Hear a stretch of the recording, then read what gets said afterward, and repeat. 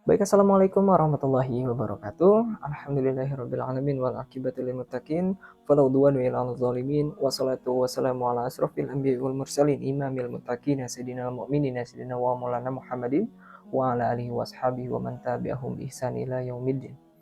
Rabbi shrah li sadri wa yassir li amri wahlul 'uqdatam min lisani yafqahu qawli amma ba'du. Qala Allah ta'ala fil Qur'anil Karim, a'udzu billahi minasyaitonir rajim. Bismillahirrahmanirrahim.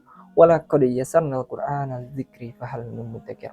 Wa qala Rasulullah sallallahu alaihi wasallam, khairukum man ta'allamal Qur'ana wa 'allamah. Sebaik-baiknya kita adalah orang yang mempelajari dan juga yang mengajarkan Al-Qur'an. Hadis riwayat Muslim. Insyaallah kita bahas tentang meningkatkan rasa cinta terhadap Al-Qur'an ya. Nah, terutama di dalam keluarga kita. Bagaimana cara kita menyampaikan kepada anak dan istri kita. Dan insya Allah ini hanya ada 4 poin. Yang pertama adalah memperbanyak membaca Al-Quran.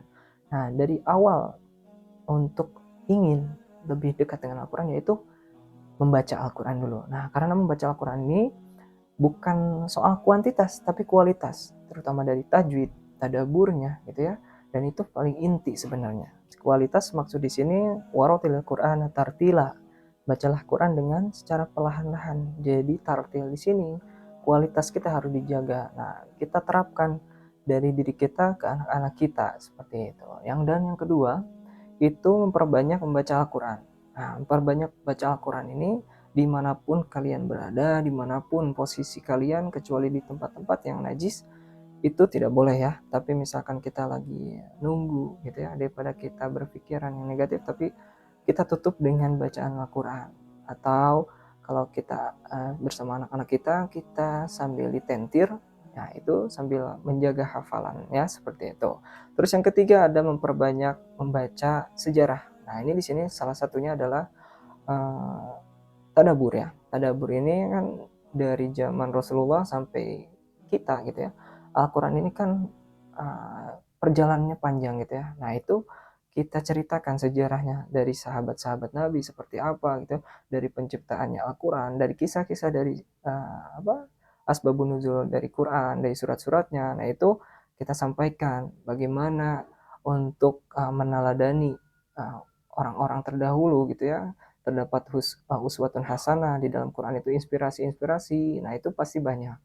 Terus yang terakhir ya, ini yang paling inti adalah berdoa kepada Allah agar senantiasa dimudahkan ya untuk membaca Al-Quran, karena tanpa kita berdoa, ya itu kan nanti hasilnya nihil. Nah, ini ada beberapa doa bisa kita amalkan.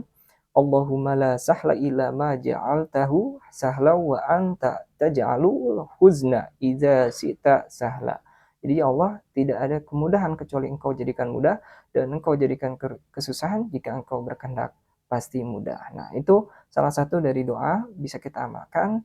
Jadi jika teman-teman ingin mempelajari, mentadaburi Al-Quran secara uh, logika, sainsnya gitu kan, itu pasti kita mudah untuk menerima gitu ya. Nah, ada beberapa lembaga. Nah, ini salah satunya adalah di SSQ Internasional, yaitu sains sintetik ya, sintetis lah ya, sintetis membaca Al-Quran secara logika kita gitu. Nah, ini nanti bisa kita pelajari bagaimana pendekatan kita terhadap Al-Quran itu yang out of the box, yang lebih kepada diri kita itu bisa diterima.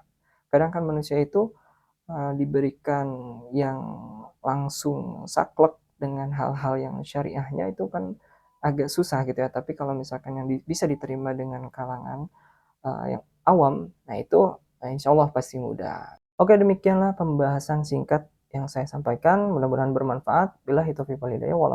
Wassalamualaikum warahmatullahi wabarakatuh.